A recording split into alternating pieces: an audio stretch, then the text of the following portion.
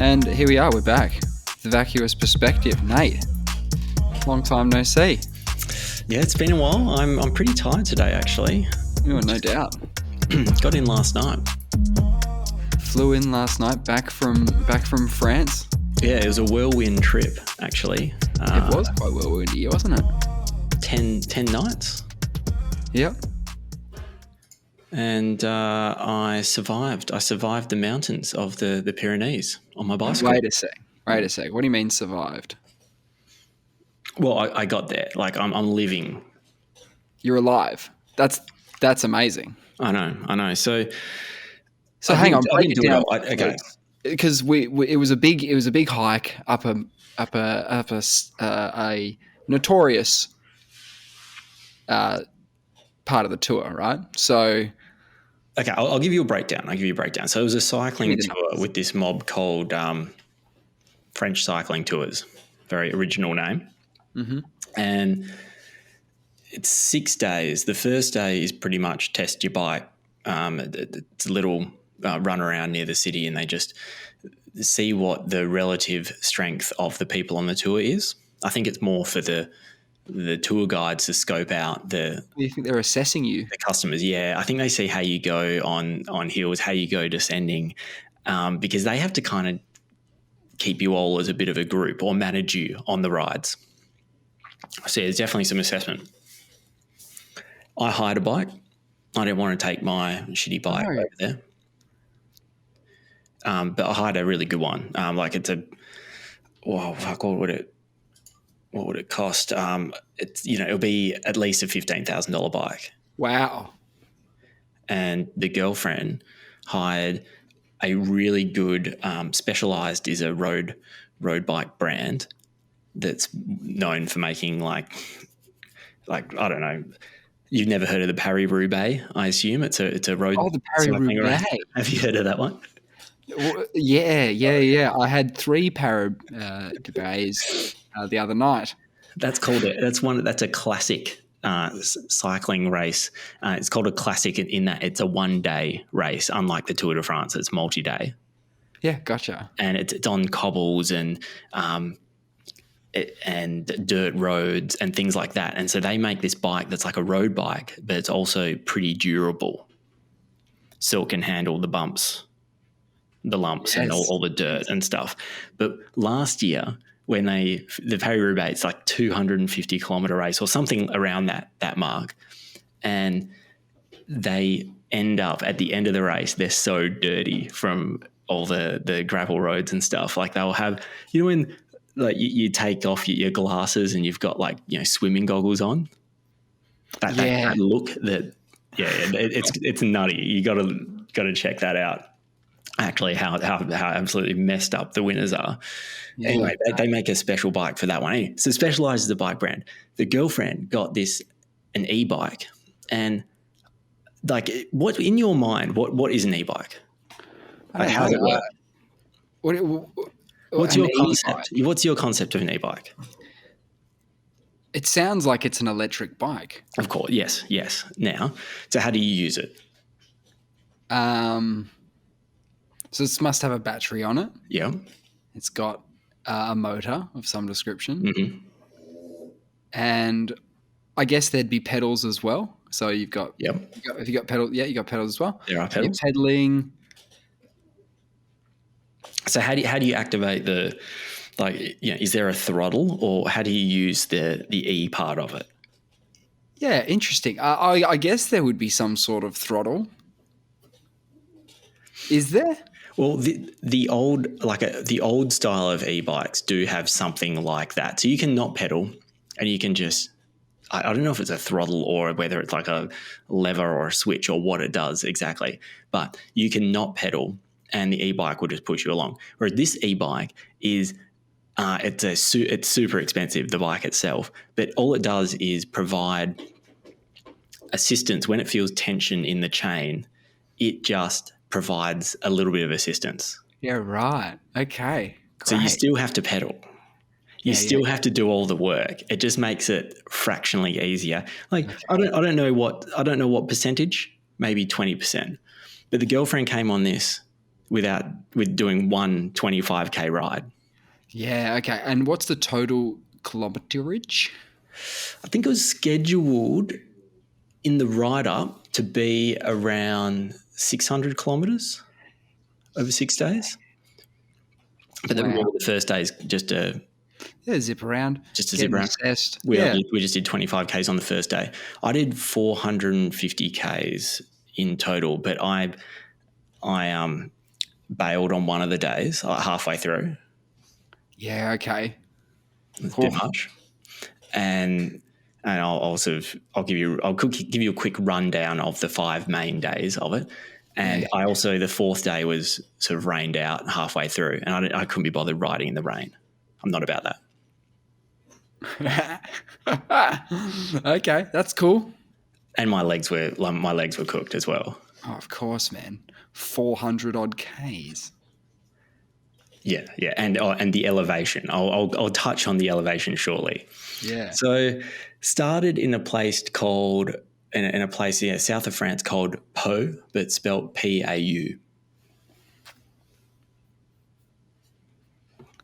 I don't think it's really known for too much. It's quite nice. It's got a great view of the Pyrenees itself. So you And can. the Pyrenees is The Pyrenees is the mountain range that divides Spain and France. big mountain. All right. Big mountains, yeah. So, yeah, day one, or the first main day after just a little cycle around near Pau, we rode through about 40 Ks in. We ride through a city called Lourdes. And we touched on this. Yes. Briefly. Yes. We came back and spent a night there, but we were just riding through. But what I didn't know is, what is the 15th of August? What is the 15th of August? I have no idea. If you're not a Christian, you're probably not going to know this. I've never heard of this, but it's a day called the Assumption. Oh, it was the day that Our Lady went to heaven. Yeah, that's what I didn't. I've never heard of this before. Have you? So you've heard of this concept, the Assumption? There's a few characters in the Bible who get the ascension treatment. Really? Yeah. There's Mary. She didn't die. Okay. So her body ascends? Yeah. The lot. Yeah. That's what they told me. Yeah. And the other guy who did it was Jesus. So Jesus died on the cross, apparently. Right. And then a few days later woke up and wandered around for some amount of time. And then he assumed Assumed into heaven. He was assumpted by his old man. So it was also him. Yeah. So they're the only two people that got assumped? I think there's a couple of others who may have got the sumpsh, but I don't think so. I don't even know. This is interesting. I don't even know what happened to Joseph. Wait, is Joseph Jesus' dad on earth? Jesus' earthly father. Earthly father, but not that he didn't bang Mary. He's him. If you're a Christian, if you're a Roman Catholic, you think that God, Jesus, and the Holy Spirit are one being. Yeah, okay. So he's not sending his son; he's sending him. So and the Holy Spirit is Joseph just like languages. Is Joseph Jesus' stepdad? Yeah, foster dad. Yeah. And so is Joseph is that Mary's boyfriend or? Yeah, it's his husband. Her husband. But she's the Immaculate Conception, right? So you're telling me. Joseph is denying. So he goes, she's pregnant and this is my son. Like, I'm with her. This is her son. It wasn't me. It was some other dude. It was a heavenly being. No, it wasn't some other dude. It was him. So it was him. I thought isn't it the Immaculate Conception? Mary, I'm talking about him being Jesus and God. Joseph being Jesus and God. No, Jesus being Jesus and God. So it's even weirder when you think, because Jesus, who's also God, goes and knocks up Mary, right? Who ends up giving birth to him, being God, being Jesus. I thought it was still Joseph. What are you talking about? I'm not talking about the dad. Yeah. The dad is God. God is the dad, Yeah, God's the dad, right? who's Yeah. also Jesus. Yes, yes, They are the one and the same. yes. I'm with you there. So God, yeah, Yeah, impregnates heavenly way in a heavenly way in some way. Yes, in a heavenly way yes, himself yes, into Mary. yes, yes. Okay, Now, he yep. just went into the matrix. Hmm. He put himself into the matrix. That's pretty impressive. Wow. And then he goes around, this is my mum, but he never acknowledges that he's also his own dad. Yeah. Okay. Okay. And when he's on the Maybe cross, that was right? just too much When for he's the on the people. cross and he's saying, "Why, Father? Why me?" He is you. Mm. This is such a confusing thing to put into the dogma Yeah. So of the just Trinity. the Roman It's a Catholic. yeah, it's a Yeah. Roman Okay. Catholic thing, and Okay. it's a strange thing to put in there. Because people, my brain goes, so he's his own dad. Okay, that's kind of weird. And all the questions that he asks him, he's asking himself, right? But Mm. here's the other bad part about this whole another thing that they chucked into the dogma, which is that he's omnipotent. He knows everything, past, future, and present. He Mm. knows everything. So Does is it that just so so he's in the asking these moment of questions? him Yeah. asking, "What's going on? Why am I getting treated this way, Father?" He knows. He already knew. It's a dumb Maybe thing to put in there. he's asking a rhetorical question for the audience's benefit. Yeah, it's sort of exposition. I It's a think weird it's thing for awkward. them I to think put it's a in little bit because it awkward for Joseph. does That's all. I think it's a bit awkward for Joseph to. totally, Yeah. totally. His wife banged his son, who's Yeah. also God. Mm. It's a very confusing situation for It's quite Joseph, emasculating in a way. and that's where What's I he was done? going with What's this. Joseph done? Well, I'm assuming that he got assumpted Yeah, for you at being a good least have to bloke. assumped him. Yeah, Yeah, yeah. That's why In the that's what I'm context of that, wondering. yeah, yeah. Because he could easily hate on baby God when Jesus was a child. Yeah, He could exactly, resent the exactly. baby. But he didn't. But he He didn't. loved him like his own son. I've just Wikipedia'd the assumption of Mary because I didn't really understand what it was exactly. But so Yeah, when it's we were Mary. when we rode through, we'll have to run that to ground. But when we rode through Lourdes Yeah, on the day because of the you've Assumption, got the sanctuary of Lourdes there, and they've also got the grotto, don't you? got the grotto, yeah, and so this whole city is built around Mother Mary. Yeah, it's a very Mary city. Yep, Yeah, the church itself is bloody beautiful I'm inside sure it and is. out. It's actually built above the grotto. The church is above the grotto. The church is above the grotto. So was it grotto first, church second? It must have been.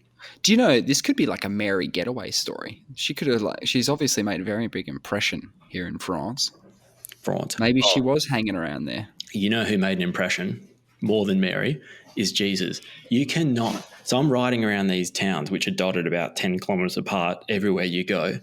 And there is in every town a massive cross with a sculpture of a crucified Jesus everywhere you So go. It's hectic. actually really grim. Yeah, it is. It is pretty. It's pretty intense. I don't notice those in the Tour de France. I don't know if they just Oh, they're there. Come on. they're there. But I think now that you're aware of it, I think if you watch the tour next year, I reckon you're going to see it all because you'll be looking for it. Oh, they're everywhere.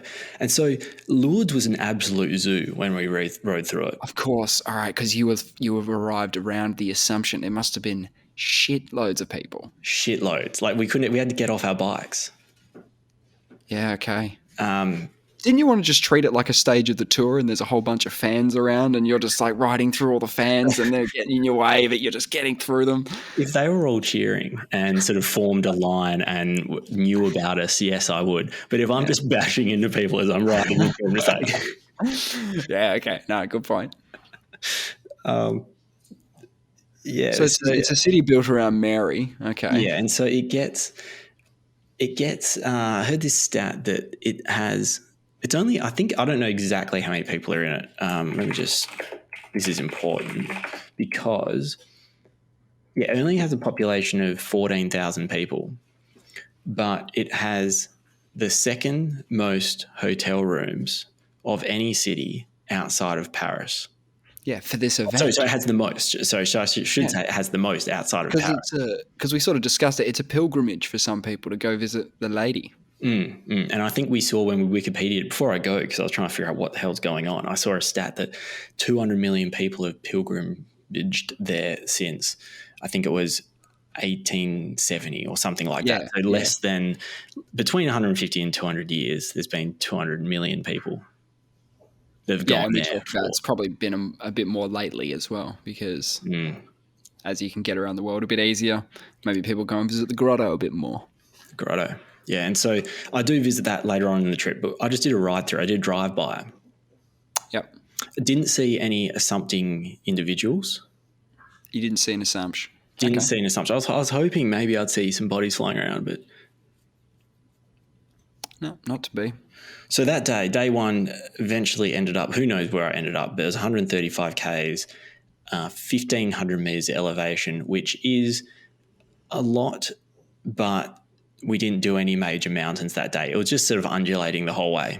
And there was maybe one hilly section. Yep. Cool. Day two. Just lazy hunch.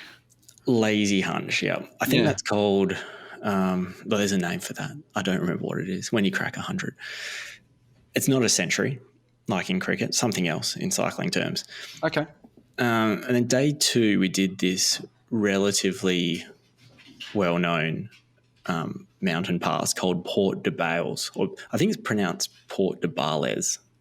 Ah, yes. Port de Bales. Its nickname is 19 kilometres of happiness. Excellent. I think you're in for a good time. That's what's up in French on the sign when you start the climb. It says, 19 kilometres of happiness. Yeah, so obviously it's 19 kilometres long, the climb. Average gradient, 6.5%. Yep. I got off my bike about 4 times to have a bit of a breather. Yeah, man. It took me about 2 hours to climb it. Wow. Shit. I was pretty cooked, and we had lunch at the top. It was a beautiful day. Absolutely stunning landscapes. Man, that's cool. Really nice. And then we did then you get to descend. Okay, and that's crazy. Because it's about an equivalent distance, probably about 20 Ks. And you can... Downhill.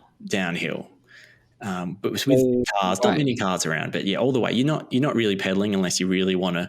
Did you just start at the top? Did you just put one little bit of pedalage in and went, all right, here we go? You could just roll and brake the whole way. Did you take brakes? What? Yeah, you brake. No. Did you take a break? Did you go? I am no, losing my mind going down this hill for however long, 19 kilometers or whatever. I hit 80, and you average probably 55. Like you ride in the middle of the road because you're going as fast as a car. Like no cars are overtaking you. I overtook a car, dude.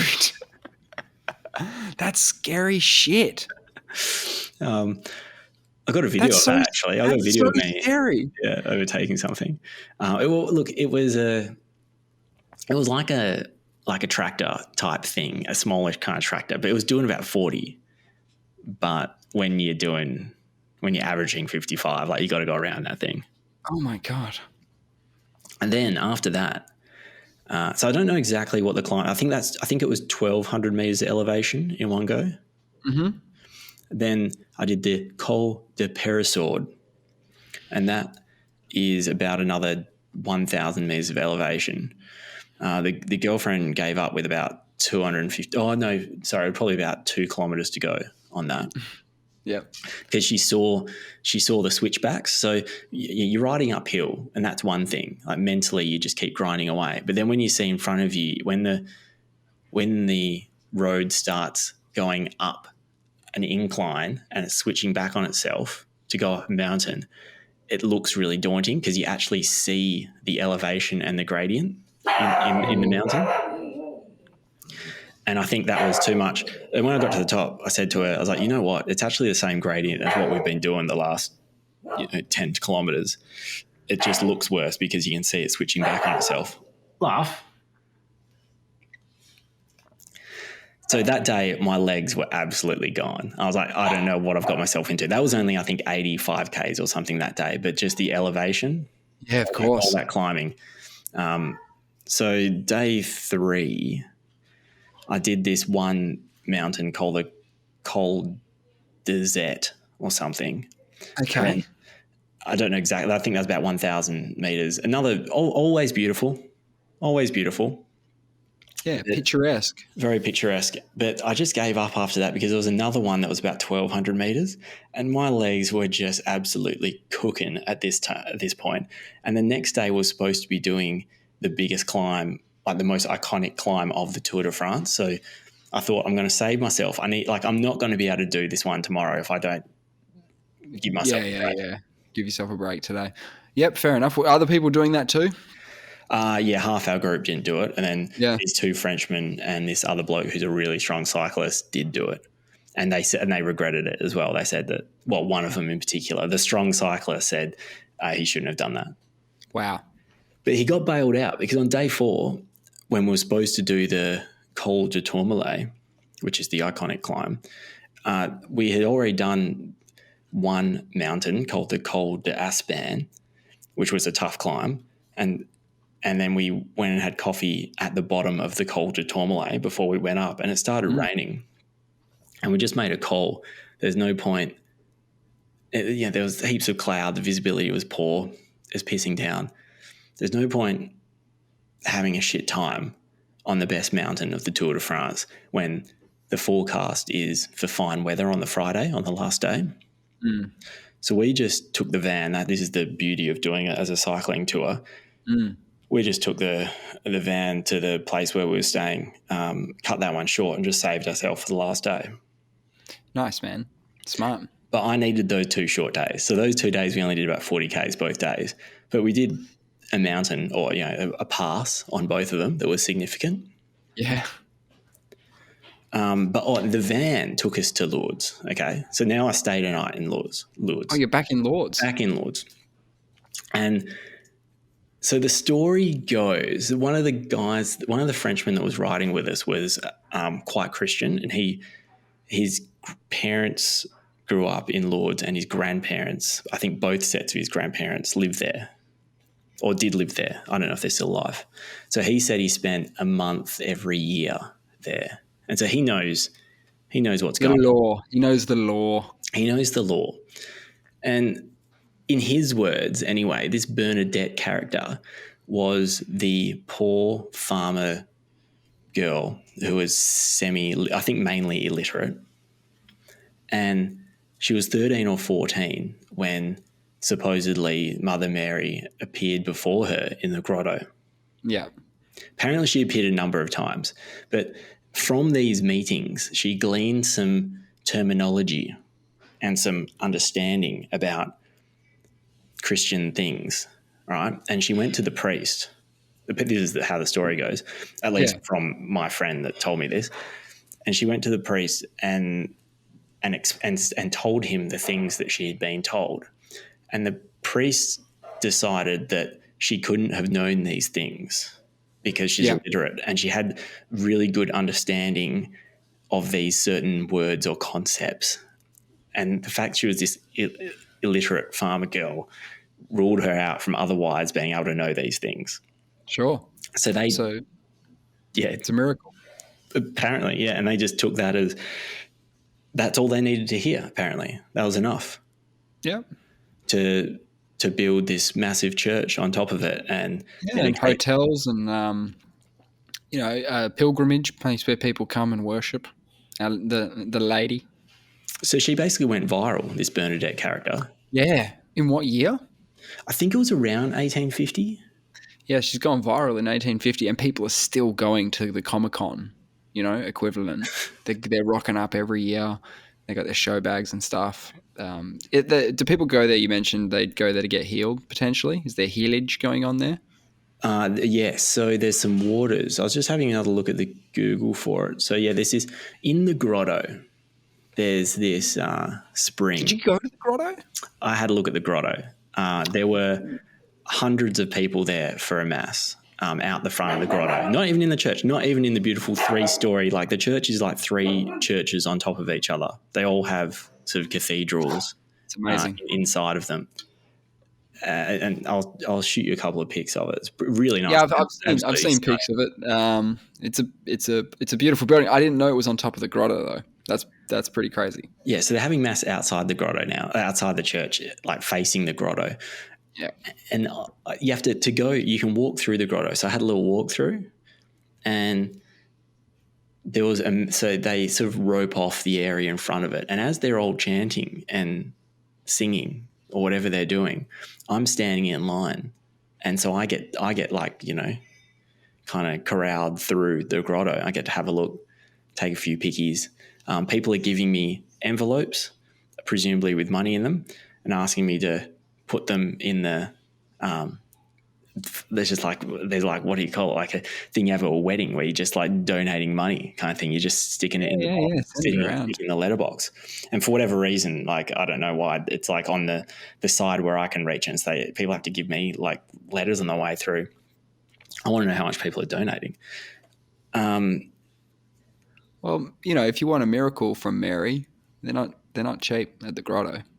They're not cheap. And so, yeah, the Roman Catholic Church has recognised 69 miracles that have occurred as a result of the healing waters of the grotto. Wow. Confirmed. Yeah, I was actually I did Google when I was there I wanted a list, but I couldn't actually find it. So you want to know like dates and things, like how long it's been since the latest what's being cured. Miracle? Yeah. And there was something about they try not to recognize them anymore because there's like a race between religions who can do the most healing or something, and they don't want to. Yeah, it's like an arms race for healing, for miracles. Yeah. And for whatever reason, they just don't want. I didn't understand that completely, but they don't really sort of subscribe to those miracles anymore. But I much prefer the priests that like whack you in the face. You know, the ones that they're doing the healing on you, and then they're about to do the bit where it actually works, and then they just smack you in the head. You ever seen those guys? Yeah, yeah. There's also a similar vein of martial arts instructors who also like the smack in the face thing. There was this guy who claimed he could do like essentially a one-finger death punch sort of thing, right? And he was on the news. And so the news reporter goes down there to be like, well, if you can do it, like, knock me out, right? And she's this lady, right? Yeah. And he's like, you know, if you can do your one-punch thing, because like he'll have his students come up and he'll give them a little tap or whatever, like on the neck or something, a little tap on the neck, and they'll go down. Yeah. Anyway, so he just straight up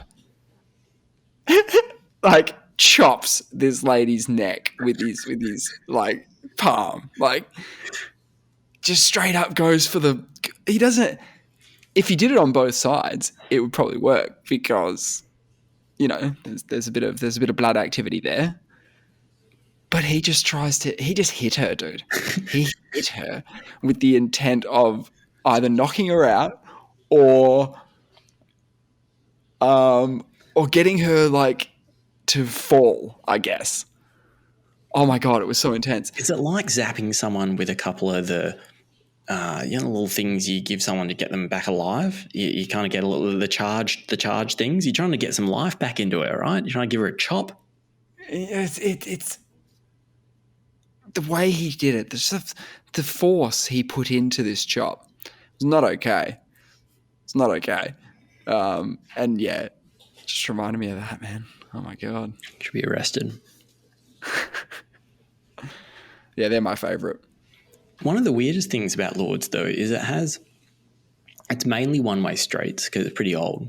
The main city centre, and there's so many shops selling Mary paraphernalia. You would not understand, just like one after another. I got you a glow-in-the-dark Mary. Oh, thanks, man. And I also have got you a Mary statue made out of glass with some holy water in it. Oh, thank you. Thank you. From the grotto? From the grotto. No. Lourdes holy water. Bro, I'm going to have to save that. Yeah, keep that. When I really need it, you know? Yeah, I don't know what you're supposed to do with it. There's no It's instructions. healing, bro. It's got to heal you. Yeah. Don't just drink it. No. I'm gonna wait till I get some, a terrible diagnosis. I'll get Yeah. diagnosed with something really bad, and I'll drink the water, and it'll be gravy. But I'll be wondering to myself, is this the one to spend the miracle on, or is there one coming up that I should probably save this for? You know, Do you have to use it all? Maybe you can just use a little bit of it. just a little splash. Splash. If you Yeah. just use one drop, like one unit of holy Homeopathy. water. Yeah. Yeah. Oh, yeah, dilute it into a glass. One, Yeah. yeah. Put it in it. Get your biggest cooking pot. Put a drop in. Fill the rest up with water. Boom. Wow. And then you can sell that. Yeah, you could. Now we're talking. Now And it's more really potent. monetizing this. It's more potent. So it was about it was the 4 items. I got myself a glow in the dark Mary and some holy water as well. The 4 items cost me €20. I don't know. Okay. So there's a lot of competition in the Mary market in Lords. So that's something to look forward to. But then what happens if, say, it's a one-time use thing? Yep. Say you need to use all the whole lot, the whole allocate, because I think they allocate it like one miracle per bottle. per bottle. Sure. Yeah. Otherwise, they'd have to charge a lot more, I think, for it. Yeah. I mean, at most, you'd be looking at 2 miracles. At most. Yeah, at most. I think that's only me trying to make thousands of them is taking the piss. Yeah, you could maybe stretch it to 2. So I've got a real itchy eyeball. Yeah, I mean, what happens if you have a family member that's sick or something? Do you use your one time on them, or you're healthy and something happens to them? Are you worried about being unhealthy later and wishing? No. There would be a discussion. Say, how you feeling? I've got a miracle up, miracle water from Lords up my sleeve. Do you want it? And if they want it, they have it. They can have it. For like adequate compensation. Adequate compensation. Of course. They don't, just like give something like that away. No, of course not. Monetary compensation. Not. Yeah. This is a life we're talking about. It's been flown in as well. Like, it might only be €5 or so there, but the cost of things once you export it and import costs, all that, and it's maturing, it's aging. And I think that's only going to work in its favour. The miracle's aging. The water's aging. Is that good? Is it? Well, it's probably it's got to be like a fine. Like most things, all expensive things get more expensive with age. You got your bourbons, your whiskeys. Bourbon's probably a bad example. Your whiskies. What you need is the water at the grotto to dry up. Then you'd have because scarcity also is good for the price. It was a bit of a trickle, actually. It wasn't like a waterfall. It was probably running at I'm going to say like a litre every 5 seconds. Like, it wasn't. You know what's going on here, right? That water didn't come from the trickling Lord's grotto. That water came out of a tap. Yeah, I think it's been plumbed. They are not giving you actual miracle water. There are people out there who need a miracle, who are drinking this stuff. No miracles. Okay, bro. This weirded me out. So I'm having lunch in Lourdes because we cut the cycling short, and it's actually funny because once it got to about 2:00, there wasn't even that much rain anyway, where we were anyway.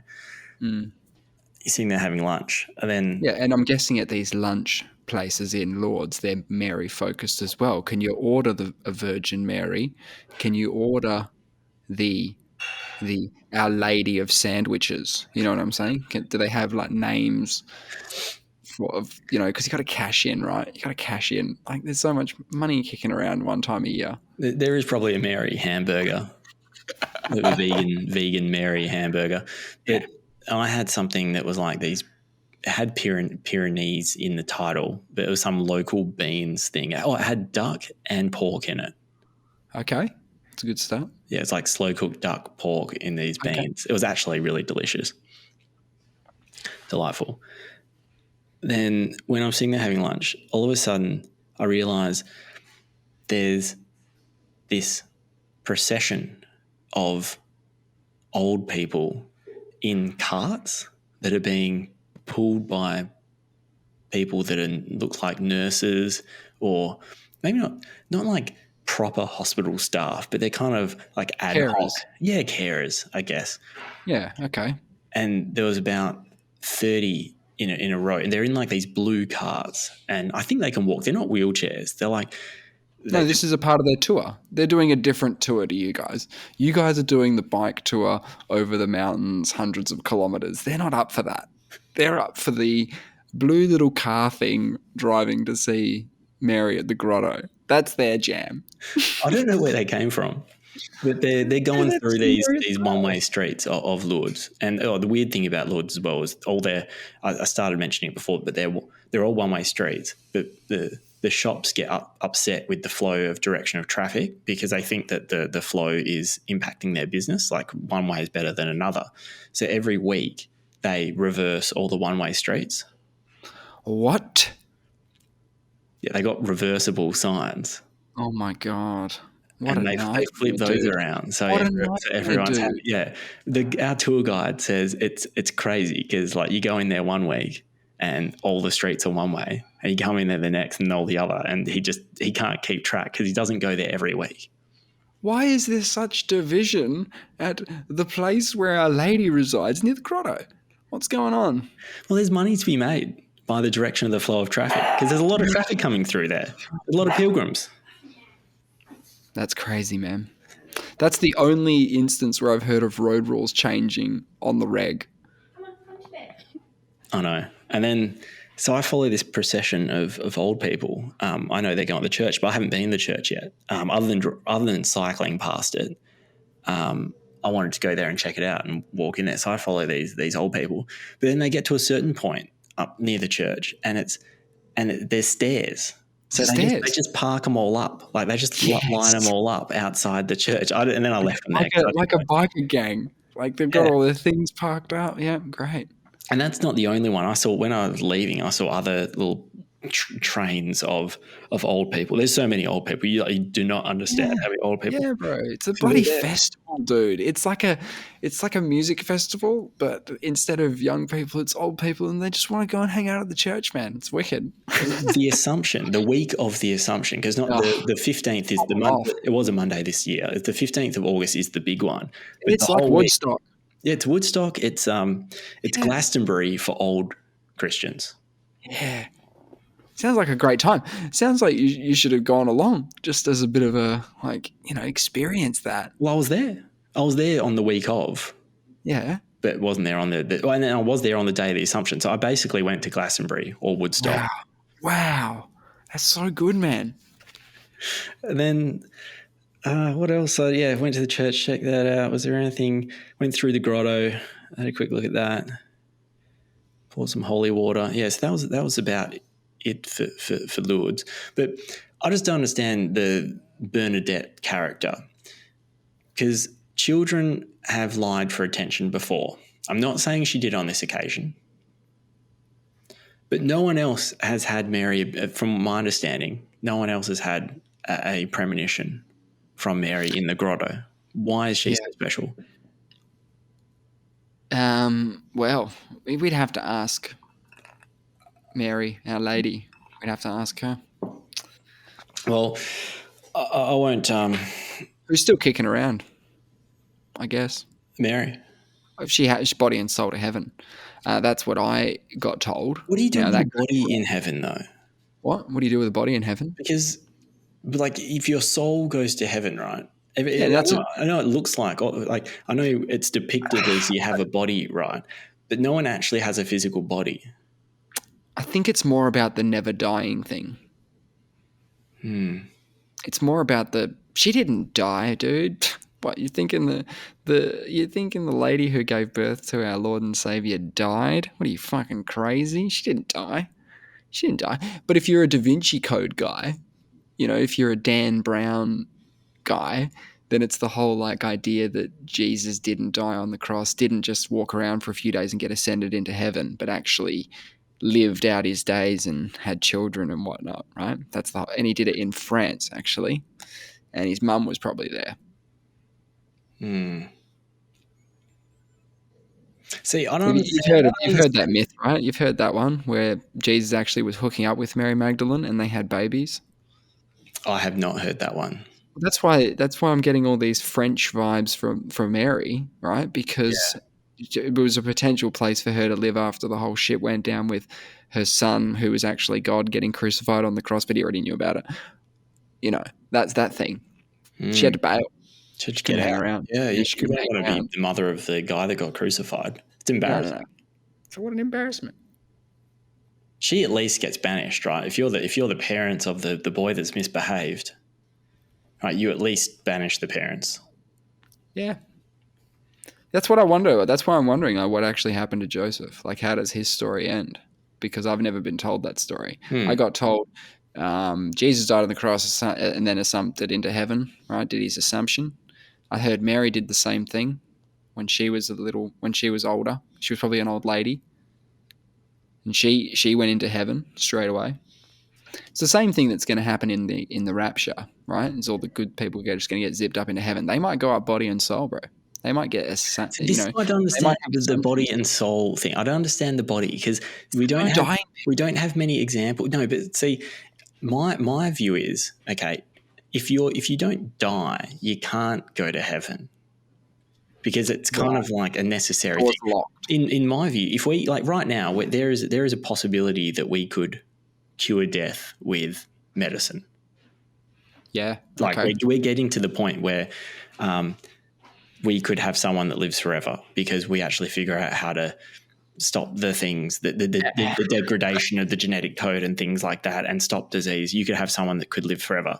So if let's just hypothetically say we get to the point where we get better and better at curing death and people actually continue to live Yep. forever potentially. Yep. What happens to because then we can't go to heaven and hell because if you're living forever you're stuck on earth. That's my Yeah. there's Purgatory. no assumption unless New we get purgatory. assumpted, unless we get assumpted. Yeah. Yeah, let's maybe that's the let's leave that alone. Let's leave the assumption alone for a little bit. But won't God be wondering what's happened to this steady flow of souls if we just Absolutely not. no he will why wouldn't Not he if be you're not wondering if you're a Roman Catholic, bro. because he knows everything. He knows everything. Let's say he doesn't know everything. Let's say he's See, that's the thing. If they just cut out the Trinity bit and the omnipotent thing, the story makes way much more sense to me. Yeah, and the whole Jesus being God thing. Yeah, knowing the future's a really bad plot device. Yeah, I think God will be wondering where, and the devil will be wondering where are all these souls. Like I used to have, 80,000 souls a day coming in. Yeah. And all of a sudden there'll be 40,000. He'll be asking, hey, what's going on down there? Like what? And they'll be like, hey, they've cured death. Like they're just living forever down there. They're not joining you up here. Eventually there could be no one going to heaven and hell. Yeah, they'll have a worker shortage in heaven. Yeah. Yeah, because they Slave need that shortage. constant immigration from the planet. And then let's say technology keeps improving. Okay. Oh, yeah. And we get to the point where, because we're all living forever, we're very productive people because we've got a lot of people on the planet now, all doing things, trying to figure things out. Yeah, we're not all trying to figure things out, though, are we? Yeah, but there's more people still trying to figure things out. Absolutely. 150 still trying to figure out what's going on. Let's say they develop the ability to upload their consciousness to a program. And that way they can truly live forever because it's the digital heaven. It's the idea of digital heaven. Yeah, sure. Because they're still worried if we may have cured disease, right? But you could still get hit by a car. You could still be riding your bike and fall off a cliff. Yep, but unless you're in the movie Surrogates, right? Which is like you're actually asleep in your house and your consciousness is inside a robot, and they're the ones that go out. Oh, I see. Yeah, that's good. They get hit by cars. Yeah. And they're fine. They wake up and they go, "Oh, damn, gotta go get my robot picked up by probably some sort of robot itself." You know what I mean? There's very little risk if you have a avatar. Yes, yes. But in that sense, you're still uploading your consciousness into a computer program because you're transferring that to the bot. Yep. Right. So in that situation, what is are you then, if you're uploading yourself to a particular program, is that like, will there be Is like that a heaven program? yeah, Is that heaven or hell or both? If no. you're living forever in the digital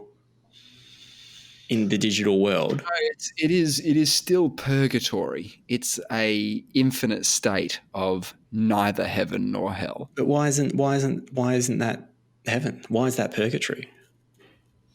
Well, there's the other way of looking at it, that heaven is actually hell. Because if everything's the same, that's your base. Like if your base is super happy, like that's your base. That's where you live. You're on this line. That's as good as it is bad. Then you know what I mean. It's that middle. Well, I think that there will be one platform for richer people, and there'll be other platforms for poorer people. That's because We're obviously all there's going not to just going to digital be heaven. one. There's not just going to be. There's going to be like a beefed up, like more RAM, more And then cool there's the shit, one more you can get games. for free. Yeah, and then Yeah. will someone then? And maybe if you do really good things in life, they put you into the good platform, like whatever the rich people go to, right? Like maybe if you cure some diseases, they go, oh look, well, he's probably going to have money from that anyway. Let's say but let's say he does some good things, like he's like I don't even want to say Mother Teresa because that's it's a bad example, but It's a hot take. that's not. Let's take someone that's done some good shit, and people could elect, the elite could elect to put that person onto the good platform, the What end? gold star platform. But why? Because they might have done some good things. They want them to be in their platform. They all want to have like dinner with him digitally, and they Oh, want to live you're forever with talking this about person. you've made a Matrix thing. Well, what I'm saying is there's someone at some point is going to be weighing your heart against a feather and make a judgment whether you're going to the gold platform in the digital world, or whether you're going to the bronze or the I see iron what you're level. saying. You're trying to make a distinction that the good one, the good platform, is heaven because it's better. costs lots of money to get into. And then there's the hell, which is the free version, which is It's the glitchy. sponsored It's one. glitchy. Not as Like good. sometimes. No, it's bad. Then you've got a heaven and hell scenario. Yeah, because I don't think there's just going to be one platform that we all get. No, you opt out. You just say, I want to die. Thanks very much. Yeah, so that was day 4. It's funny that you say that you think the first person's going to live the live forever thing, because that's my favorite conversation that I had with a friend of ours when I just asked him that at a party. No, he said it to me at a party. He said he looked around at me and he said, I think the first person who's going to live forever is already alive. And I went, wow, that is so fucking crazy. And then I saw him weeks and weeks later, and I said, hey, man, you told me last time we spoke, you told me that the first person who will live forever is already alive. And he was like, did I say that? I said, yeah. He said, I don't remember. And I was gutted. And I think I've told that story before, but I was gutted. You know what? I've just finished that book, Sapiens, now, that I mentioned a few weeks ago that I'd started reading. In that book, he says pretty much the same thing. He says that the first person who will live forever is probably already alive. And I remember it resonated because you had told me that. You had told me that someone had told you that. Yeah, well. Now I'm going to ask that someone whether he's read this book. Yeah, good point. Hey, when was that written? 2015. Oh, boy. Oh, boy. Oh, boy. That's so crazy. Hey, you want to see something crazy? Yeah. I had an AI make some digital paintings for me. I've been wanting to do that. What would you use? Oh my god! Okay, so a friend of mine, he paid for some subscription, and we all got a certain amount of tries, right? And we just kept trying to try and come up with little prompts for it, right? Yeah. So do you have to put in words like hashtags, or do you put in images and it sort of uses that as like some kind of starting point? You can type in words. You could say a mountainscape with anything. You could write Tom digital Cruise as fluoro. Maverick in Top Gun.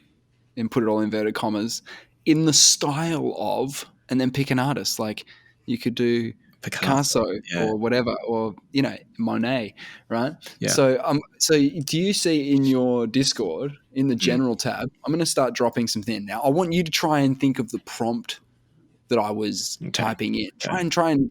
What it does, right, is it creates 4 images. Okay, so it creates 4 images, and sort of you can pick which one you like out of that, and it might do some variations of that, or you Okay. can Are you going to send upscale. me all 4 or just one of those? So this is the quad thing. This is the 4, right? Okay. I've just sent it to general, right? Okay. So if you click on that, you'll get a decent view at it. Yeah. What are those? What? So I need to zoom in a little bit. Can you zoom in? I just opened it up, I think. Yeah, okay, I'm in. Excellent. When they're wild. Okay. I see. Man, I'm going to put the word death in there. Okay, death.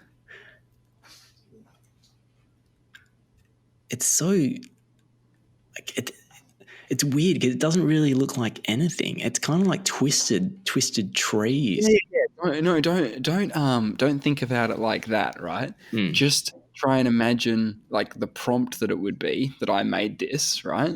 The prompt. What would be the prompt for this? Like looking at the whole image. Okay. It might have elements of everything in every piece. You know what I mean? It's a weird one. Yeah, there's... I don't know what to say. Like smoke. I'm going to help you out with this one. Yeah, yeah. Right? This prompt, I wrote battle inside a book. Oh, wow. I can see I like the last one on the bottom right where there's open pages and then open coming page. out of the pages. Yeah. I quite like the bottom left one because it looks like an old manuscript. Like it just that picture does not exist anywhere on the internet. That's completely generated How by much that does he one pay block. for this service? I'll pay for it. It's really cool. It's really, really cool. Yeah, I'll drop you another one. Here we go. I was Googling this recently. Hey, I was really keen. I was trying to figure out, and I just lost interest. Oh no, it's got the name of it. Try not to read the name of it. Okay, I haven't. Smoking bicycle. Smoking on a bicycle.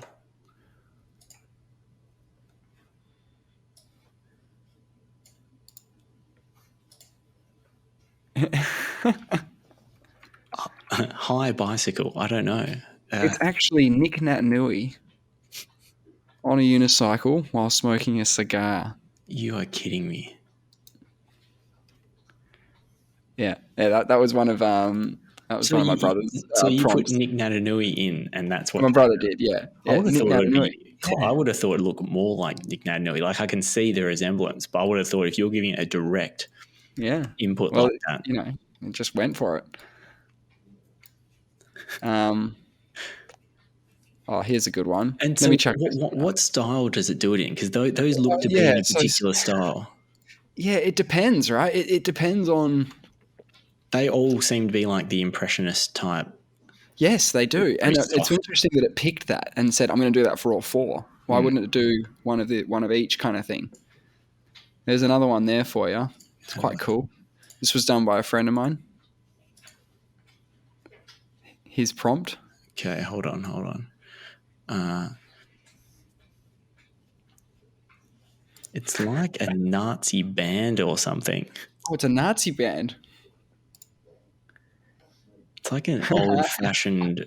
It's like a 19th century opera rock band.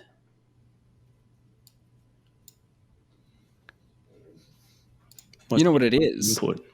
It's Blink 182 concert in the Victorian era.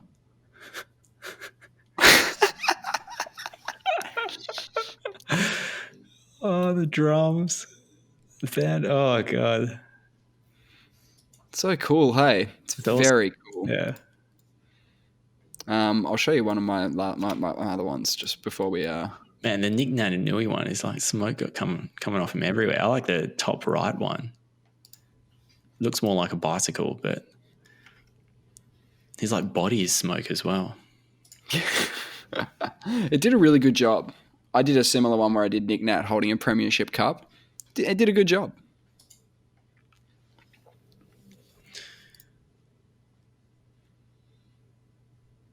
This has some kind of like fire and ice type theme. Doesn't it? There's a And they're all sword. similar There's generally a sword involved.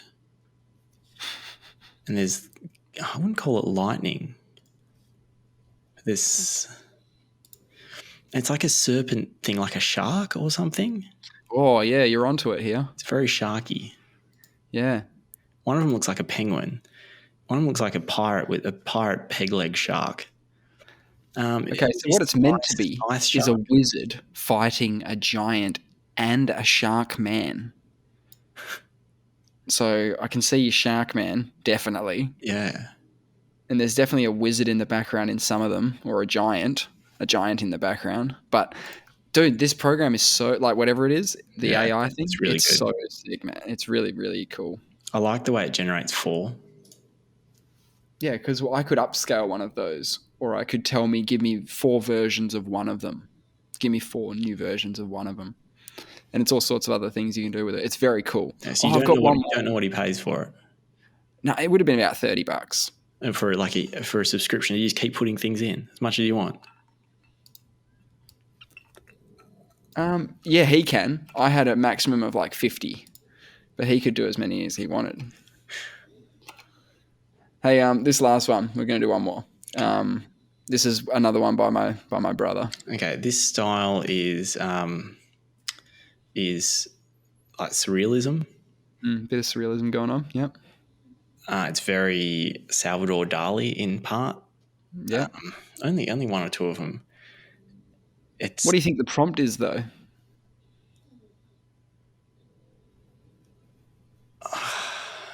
I don't know. It's like old, definitely old. But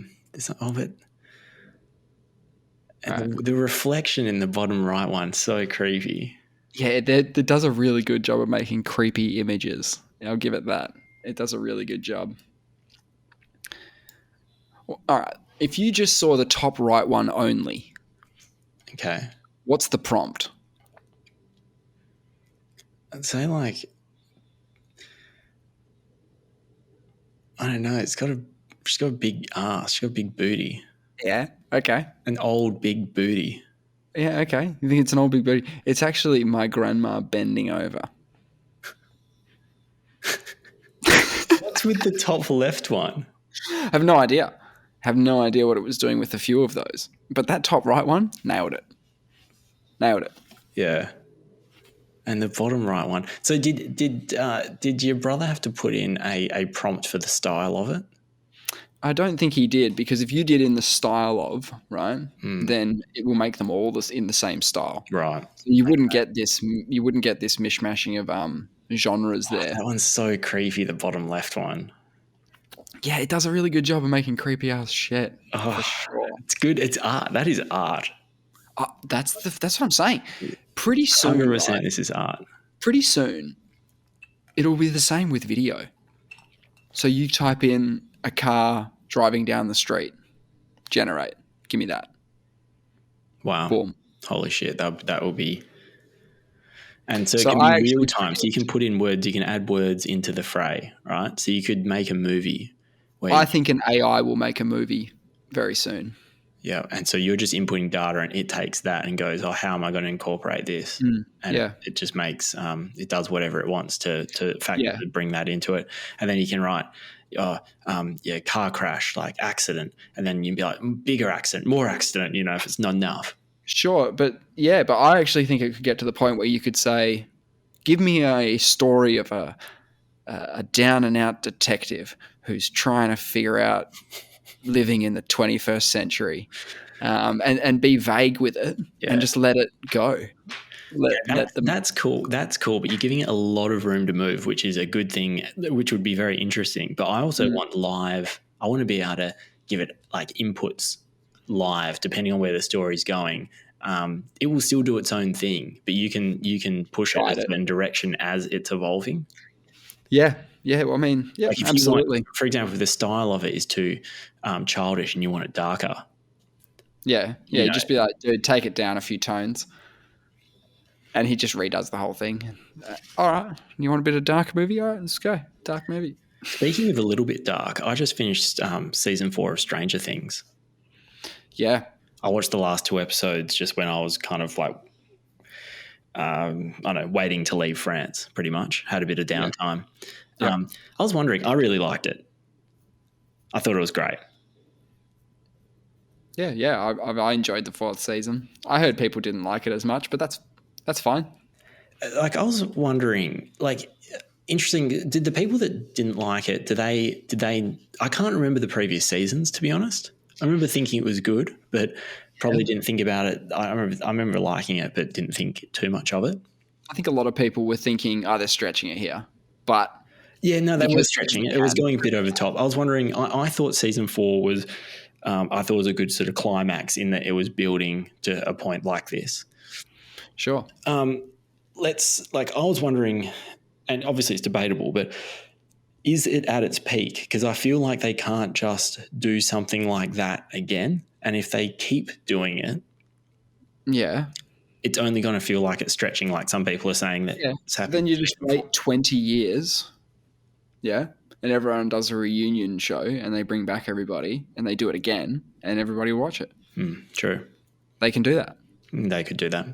Because if it continues, it has evolved as the seasons have gone on and gotten a bit darker. But if it goes any darker, it's going to be R-rated. Well, that's sort of like they sort of do grow up, with the show as well as like the kids growing up. So they are tackling different things now, and the older brothers and sisters, they're like adults now. So yeah, it is different. I reckon season 5 will be like. Do you remember I don't know if it's a vampire. Yeah, it's a vampire movie. I think it's an R-rated movie called From Dusk Till Dawn. Yeah, Dusk Till Dawn. That's a Tarantino movie. Is it? Is it really? I watched that when it's probably the first R-rated movie I saw when I was about, I don't know, 14 or something like that. I don't know exactly when it was, but I thought it was pretty wild then. Oh yeah, because not only was there lots of blood and stuff, there was also Salma Hayek sexy dancing. So I don't remember that. Oh yeah, you do. Yeah, you do. So that movie was made in 1996. It's not directed by Quentin Tarantino. He wrote the screenplay for it, and he stars in it. I'm pretty sure. Oh, okay. Wow, I'm pretty sure he's in it. Yeah, he's the brother. So it's a good movie, and it's actually a great. So if I type in Selma Hayek sexy dancing, oh yeah, there it is, From Dusk Till Dawn. She's wearing like a red bikini thing or something. She's got like a snake at some point. Yeah. So I'm skipping.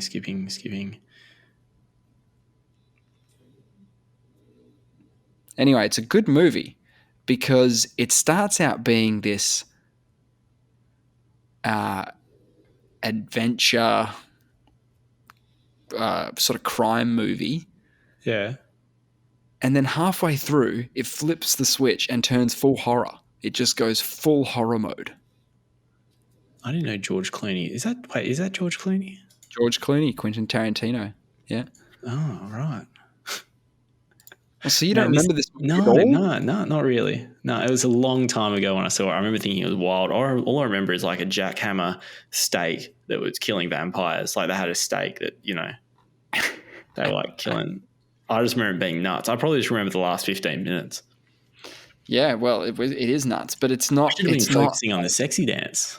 They don't let you know that there's vampires until very late in the movie.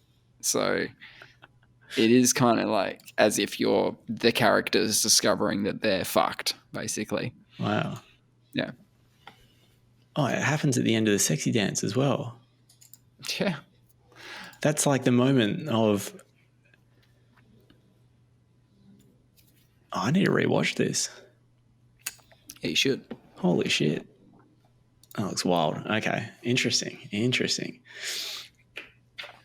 Hey, But I was they weren't ballsy enough to kill off anyone major in Stranger Things 4 as well. That's what I mean. We can yeah, wait. We can do that's all right. spoilers, right? They And can do that. They can do that. I like it when they pull the trigger on. So like they Just sort of kill somebody, I mean, please. they killed. You know, we can do spoilers, right? It's been a long time. Sure. Yeah, well, they kill Max, but then she's not really dead. So I'm like, you almost did it. You almost Well, they killed her. also like killed Hopper at the start of this, like the end of the last season, and then Yeah, went, and they "No, bring he's I know. alive in Russia." Yeah, so that really frustrates me because Oh man. then I feel like they're never going to kill anyone. And then even if someone dies, I'm like, yeah, but are they dead? Really? Yeah, and Star Wars hasn't been doing themselves a lot of favors with the whole killing people and then they're not really dead thing routine. They've been doing that a lot lately. It's bad. Who'd they do that with? A few people I haven't in seen Rise of any of the Skywalker, new right? ones. Yeah. In Rise of Skywalker, Chewbacca gets taken hostage by the Oh, bad guys. okay. He gets Goes on a blown up. spaceship. Yeah. Goes on a spaceship. They take off, and then she obliterates the spaceship out of the air with him on board. So Apparently, what happened there again? I forgot about that. she's trying to grab the ship with her force hand. Yeah. And Kylo's trying to like let it take off with his force hand, and the ship's kind of struggling, like, do I want to go towards the ground or go to space? And they're going, ah, and she goes, He ah, like does she her gets Sith really Lord yelly. thing. She Yeah. gets yelly, and then her hands shoot out Sith lightning and blows the Yeah, fucking thing up. but how did Chewie survive that? How do they It say, was a or they different don't even ship. It was explain that? different. There was another transport. But she saw Chewie get in the transport and then take off. No. You don't see that. Finn gestures towards the spaceships. Hey, they've taken Chewie, Yeah. and it starts flying away. And she's like, "No, I'm not having to borrow that." Right. Gets really angry, throws a hand out there, then starts yelling Okay, that's something. and then bang. Because I literally on the plane home, I was with Emirates, and they say they have 1,000 movies, but they're all dog shit. They actually had all the Star Wars movies. Mm. I haven't watched 7, 8, and 9 other than at the movies when they came out. Yeah, And I was a bit disappointed with them. So yeah. I had high expectations because it's Star Wars. It's Star Wars. And then I came in, and it's hard to manage high expectations. So it didn't live up to my expectations. I didn't want to say they were terrible, but I didn't like them a lot.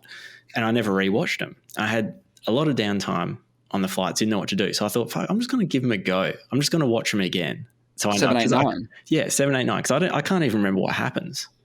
I remember the key bits, but like for example, the Chewie thing I'd forgotten about. Yep. And you're right, that's a classic example of killing someone and they're not dead. Well, they did. They just went the very next scene. They just went, "We've got a prisoner," and it's Chewie, and everyone's like, "Oh, he's not dead." I know. They didn't even let it simmer that he could be dead. They just went, "No, he's not." Terrible, unforgivable. Pretty bad. That's pretty bad. But I actually thought they were better than my lowered expectations were. So I came into them to watch them this time thinking, I think they're garbage. I don't think I love them, and it's going to be a waste of my time. Yeah. I'm not saying it was the best use of my time either, but I thought they were okay. Yeah. I thought they were okay. Yeah. I wasn't like, I'm not going to watch them again. Like, that's me done for sure. But now at least I remember a bit more about what happened. Yeah, sure. And I still haven't watched. I hear there's a new Boba Fett one on Disney Plus. There's like 2 seasons of The Mandalorian and the Book of Boba Fett. Okay, I haven't seen the Book of Boba Fett, and I've only seen season 1 of The Mandalorian. All right, well, you'd have to look up which one to do first. Oh, really? But I'm only 1 season in. I thought the Book of Boba Fett came after. It might. In the order of when they came out. I think it does. Is that the one with a young Princess Leia, or is that a new? That's the Obi-Wan series. The Obi-Wan series. So when do I watch that? Oh, I don't know. Now, never. Is it not very good? I liked it, but I hated it. I'm a bit of a sucker because I need to know what happens. So I'm a big fan of the prequels. So I love Ewan McGregor as Obi-Wan. I think he's a great Obi-Wan. So they make a show about Obi-Wan. I'm watching it just so I know what happens to Obi-Wan. right? Even though I know what happens to Obi-Wan, he becomes an old man and hangs out with Luke for a bit before he dies. Well, I hear there's a bit of a plot hole, but I think everyone knows it in the Obi-Wan series, in that Leia is obviously with Obi-Wan when she's young. And then in Episode 4, she episode says, 4, you served my father in the Clone Wars. They sort of do try to address that in the show. yeah. They do try to address that. They're trying to like plug up all the holes as they go, you know? It's hard though, because obviously they haven't contemplated the Obi-Wan spin-off show, right? Yeah. When they That's happening, yeah. back in the 80s. No. But you got to remember that like George just didn't write 6 movies. You know what I mean? He wrote a whole universe. You know, there was a lot of stuff that came out of the movies that not George wouldn't necessarily have written, like all the comics and all the books and stuff. People were given those, but it all had to fit within his big Bible of Star Wars knowledge. He just lives in another fantasy planet, doesn't he? Man, so crazy. But that's why they can continue to do these stories. That's why they bought it for however many billion dollars off George, so they could make stuff forever.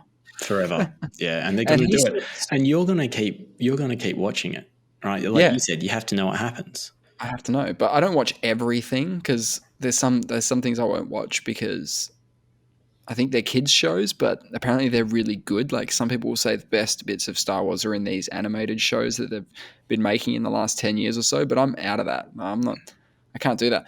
But apparently it's the best Star Wars going. Okay. Don't you feel like watching... So if I'm watching these Disney Plus spin-offs now, one reason I don't really get into them too much is I know that they've just been manufactured to be released by someone else. You're just watching someone else's fan fiction that's done really well. Right? You say you need to watch it to see what happens. You want to see you want to know what the lore is. Yeah. The lore isn't being done by the original person anymore. So you're just reading fan fiction or watching fiction. Here's the thing, right? 2 points to that. Number one, Dave Filoni, who is in charge of The Mandalorian and stuff, he's like George's protege. George likes him. Okay, that does make sense. They were cool. He came up doing shows with George. So they're totally cool with each other. Second thing is when George sold Disney, he said he did it to protect it so that it would be protected forever. Give it to Disney, they won't let it die. You know what I mean? Star Wars lives on. He wasn't going to do it. Yeah, okay. Okay, that's a good way of thinking of it. He passed the torch. Yeah. He passed I sort of see it as just like they're just someone, I don't know who they are, but you know more about it. I thought just someone's regurgitating their own bullshit now. And I just don't want to sort of, I don't know, I'm just not really that into it. But that's interesting. He's kind of been given handed the baton, you're saying. I mean, don't forget though, he only directed like one of the original Star Wars movies, the first one. Yeah. He was handing reins over back then even, which is unbelievable because when we grew up, it was the prequels time and he wrote them, he directed them, he made them. All 3 of them. They're not regarded as the best, but I still like them, but they're not regarded as the best Star Wars movies. Yeah, okay. What was I going to say about Star Wars? I can't remember. Anyway, I was doing something quite fun the other day. I was playing the new Spider-Man video game. What was this on PC or Xbox? It's come out for PC, and they're usually a Sony. It's a Sony product, so Sony own Spider-Man. So it's usually a PlayStation only thing. So it's come to PC. It's a big deal, and they recreate New York City. Right? They do a smaller version of Manhattan. That's pretty awesome. Pretty rad. It's just got a few differences in it. Like there's the Avengers Tower, and there's like the place where Doctor Strange hangs out, whatever the place that is. There's a few like iconic Marvel spots in New York City, right, which you can go visit in New York, right? And I started sort of looking at, here's Central Park, and I got my Google Maps up of Manhattan, and I started like thinking, all right, what's in Manhattan that I can like look for in the game world, Yeah. right? Yeah. And you know the Ghostbusters building? It's not the Rockefeller Center, is it? I don't know what the Ghostbusters So building is. it's where they used to hang out. Let me just copy this real quick. It's where they used to hang out for the business, right? Where they set up shop as the Right. Ghostbusters. Okay. So all you got to do is imagine that building that's in general with a Ghostbusters sign out the front. Okay. Oh, okay. Yep. All right. Yeah, so they come out of there in the Ecto One, right? Mm-hmm. So I found where that is in Manhattan, right? It's like Okay. bottom left sort of side of Manhattan. That's how I looked at it. Plonked a landmark down, bottom left in that area of Manhattan, right? Yeah. Just plonked down a waypoint for myself in the Spider-Man game Yeah. and found this Show me. picture. I was Show me. sending it now. Yeah. I found the spot. Wow. It was on the marker. Accurate. So you've obviously checked one location and it looks pretty legit.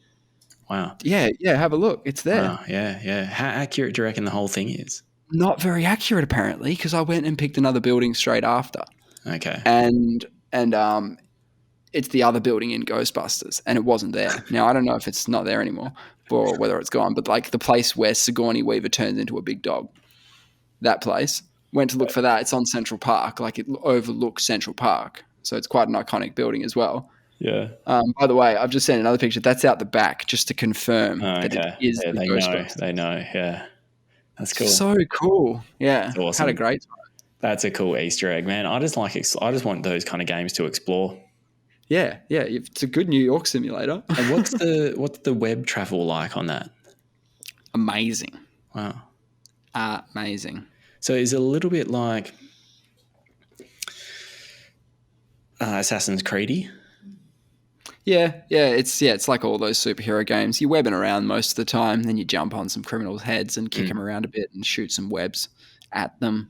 You know, do some Peter Parker things, do some lab work, fling around the city some more. You know, it's that kind of game. It's good. I just don't know if I can get into a video game. I just don't spend enough time on the computer. Yeah, no, but it's cool to just wander around New York City. Yeah, no, I'm considering it. I've been wanting one and just not actually buying one or playing one, but maybe one day. No. That looks really cool. That looks amazing. I reckon that'd be fun. Is it is the gameplay good? Does it feel nice to jump on people's heads? Yeah, no, I'm using a controller. So I'm using an Xbox controller and it's fine. Well, I need to finish day 5 of my trip before we finish here because day 5 was the big one. Day 5, because day 4 was rained out, we're supposed to do the Col de Tourmalet, and we just pushed it to the Friday. It was beautiful weather, had a beautiful sunny day for it.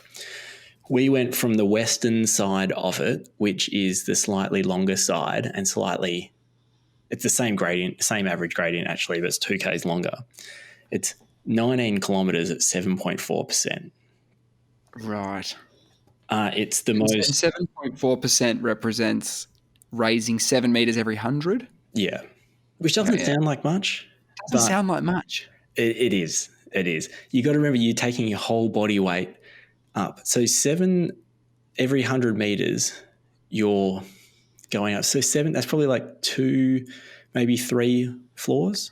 I'm looking at it all wrong. It's the per 100 meters thing. Yeah, per 100 meters. That's what I'm forgetting. So over the 19 kilometres, so the South 32 building in Perth is 51 stories. That's about 250 metres high. Yep. So you're going, if you go from the bottom of that to the top by the stairs, so you're moving your whole body weight, your whole like 70 kilos or whatever. Oh, thank you.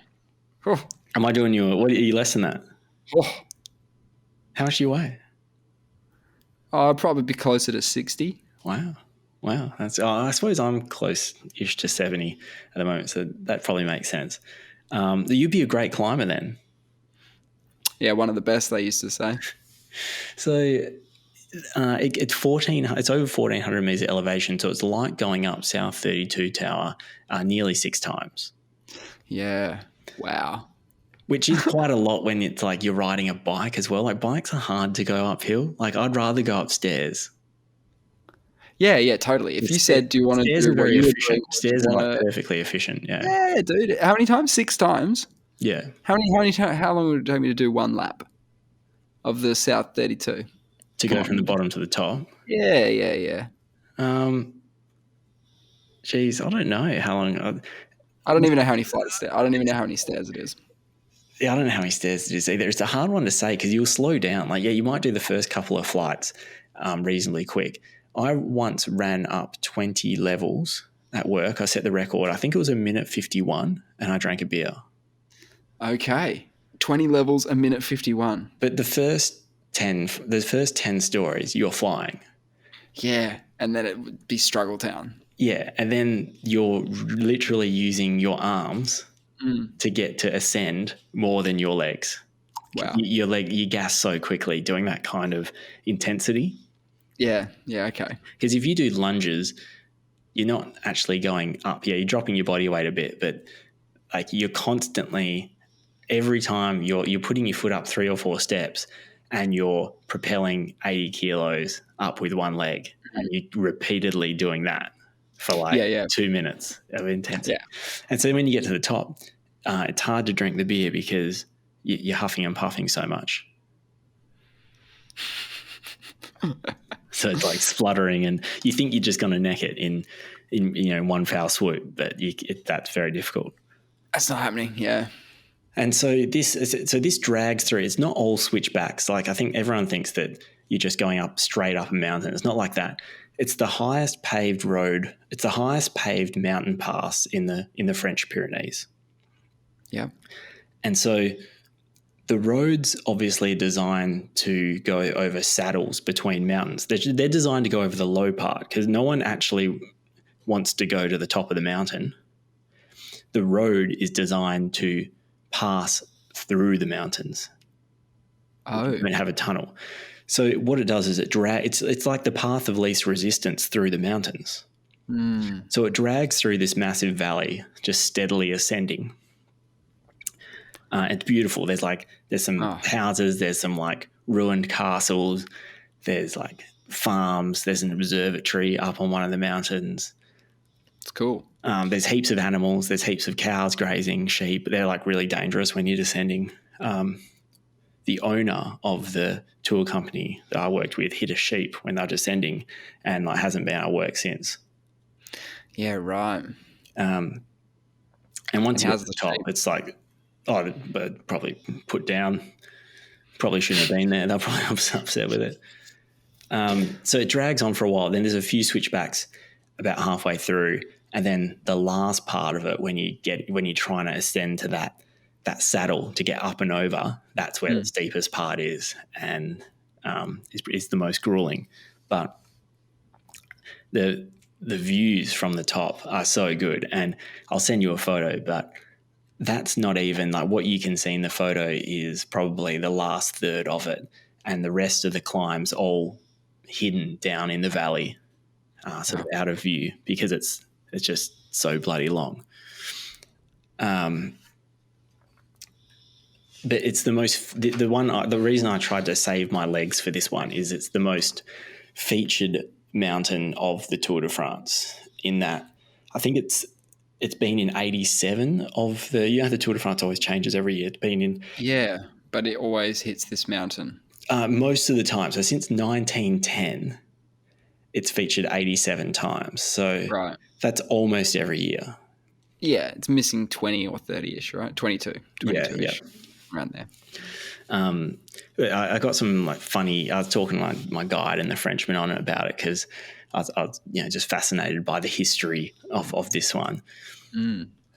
They reckon there's actually a bit of debate as to whether the Frenchmen think that Tourmalet translates into bad trip because tour, it's Tour, but it's pronounced tour. instead of tourmalet, it's like tour. Yeah, it's like that. Tour means trip, and mal means bad. Right. But then they also say that it's from this weird region of France called Gascon, or the Gascony region. And in that language, ter means distance and mal means mountain. So if you translate from Gascon to English, it's distance mountain. It's both, isn't it? It is both. That's what I was thinking. I was like, it doesn't really matter. I think it's a bloody bad trip. They're arguing about it, but it's like, dude, it's semantics. A distance mountain is a bad trip. Yeah. And so there's, like I was asking him, there's this one statue of this dude that's holding up. His name's Eugene Christophe. Apparently, this is some famous cyclist from France. And like back in the early days, like, 1920s or something like that, when the tour used to be completely different. Let's say at the moment, right, the tour is 21 days. Well, it's 23 days, but with 2 rest days. So 21 days of riding, and they do about 3,500 kilometres. Yeah. And the biggest stage is about 260 kilometres in one day. Back then, that it used to be 10 days. In the region of, I don't know this for sure, it used to be something like 10 days with no rest, and they'd do 5,500 kilometres. That's like 550 Ks a day. Yeah. They would be riding, and they've only got like 2 gears on their bikes or something. They've got virtually no gears. I don't even know how they change their gears. Maybe they manually pick it up and like switch it over or something. They would ride all night. There would be huge, like this one, if you get a lead of 5 minutes, if you're in the yellow jersey and you get a lead of 5 minutes, it's like game over. No one can catch you. That's like a match-winning lead. In this one, people have hours between like competitors, and they can overcome that deficit. Like this one famous guy, Eugene Christophe, he broke his fork. The fork's the thing on the bike that goes down the front section and then it holds the wheel. It's like the frame goes either side of the wheel, right? And then, so he broke his fork, and he forged overnight. He forged, he like fixed it, but he didn't do all the forging. So he got a time penalty and lost the Tour de France because of the time penalty, because he didn't forge his own fork. Oh my God. But he's like, it's like a really famous story apparently. And so there's this statue of him holding up his fork that he repaired it himself, but he didn't do all the forging. And if he had done all the forging, he would have won. That's crazy. And I actually want to see what the distances are. Did you make this? Yeah. Did you forge it all? What does that mean? He didn't forge it all. Not only do you have to be the best cyclist, but you also have to be a forger. Yeah, that kind of makes sense. Yeah, the longest Tour de France in history was 1926, 5,745 kilometres. Holy moly. So that's nearly twice, it's pretty close to twice as much as they did this year. Doesn't say how long they did it though. It's just some Guinness Book of Records thing. Oh, here we go. 1926 Tour de France Wikipedia. 17 stages. Okay. So 17 days, presumably. Oh, but they actually ride all the way around France. Like literally. Oh, as in just a circle around it. Yeah. Oh my God. And then back to Paris. So these days, if you look at a Tour de France map, they pick regions and they hop to those different regions. They fly between cities. They bus between places. They literally ride around the whole of France. Okay, that is obscene. Sounds like a good time. Well, look, I did 5 days and my legs were cooked and I was done with riding. I don't know how they would do something like that. But yeah, people signed up to it, right? Somehow. I paid money to do it. So, I mean, who's the idiot? Oh, man, you did a bunch, man. You got some healing water on the way. You got some, bit of coach. Oh, so much culture. Yeah, it was overwhelming. But the French also really don't. They have this thing there. You know, when you go into a cafe, and say you've got 8 people, but there's only 6 chairs around a table. What do? What do you mean? Sorry. You've only got 6 chairs around a table, but you got 8 people. Yep. You walk into a cafe, you get a couple more chairs, right? You put those around. Absolutely. They have this huge thing. Once they've set up the tables and the chairs, you don't fuck with it. You don't move them. They get very upset. Okay, I'm writing that down. Very upset everywhere you go. And like the tour guide we're like, man, we're just going to grab a chair. And he's like, you just can't. He's like, I have to come back here, guys. Like, could you not move the chair? I'm like, what is the problem? Like, it's an efficient use. So we took 2 chairs from a table that had 4 chairs. Okay. And then 2 people walked in and they used the table that only had 2 chairs. And now they had a bigger table and they only had the 2 of them. No other table only had 2 chairs. So as far as I'm concerned, that's an efficient use of chairs. We optimized. Yeah, but you're fucking up the whole room, bro. We made it better. No, you fucked it up. This guy has to go back there. He's going to have to say sorry about the chair moving.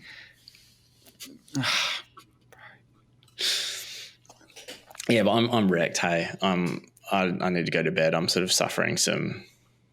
Look, I don't want to. I guess it's jet lag. Yeah, mixed with riding for 5 days. Yeah, that's got something to do with it. And my spine hurts. Hey, a little bit. I think it's like sitting in that seated position more than I'm used to, and like I guess the vibrations of the saddle. Like I've got a little bit of sciatic nerve pain, which I've had before from running. That's gone away for years, and it's kind of back again. And I'm like, oh geez, I need to sort that out. Ugh. But you're alive. You did it. Yeah, I did. How crazy is that? I did it, and you believed in me. You said to me, I always think you've along the words, words to the effect of that I bite off, more than I can chew. Yeah, I said you were the Alexander Volkanovski. Oh yes. I come through with the goods. Yeah. You somehow get it done. Done it again. He's done it again. Oh, well done. Hey, on a quick note, just before we send off. Yeah. The VB ads, you can get it driving. Yeah. I don't know why I've been thinking about this so much, but you can get it driving. You can get it driving. It's not about having beers while driving. It's about getting the beer feeling while driving. It can be hot while driving. When you just got the wind down windows in Australia, when you don't have proper aircon, you could definitely get it driving. Yeah, and none of the jobs that they show, you can get it riding when he's on a bull. That guy's not drinking at the time. He's getting it. Oh, of course. He's just getting it. None of these jobs you can be boozed up on. You're not drinking whilst you're ironing or dry cleaning or whatever that guy was doing. Yeah. Pressing a suit. Yeah, pressing a suit. You're not drinking. You're getting the beer feeling. Yeah, of course. There you go. So, you're right. So you're right. I think just to button that off, you can get it driving, but they would never show it as you driving your car. But you can. I'm glad we sorted that out because I was a little bit concerned when I saw it. Good job, man. We'll see you next time. I'll be a bit fresher. Shoot us an email. What's the email? vacuousperspective@mail.com. I think it's an email. We'll see you next week. Wait.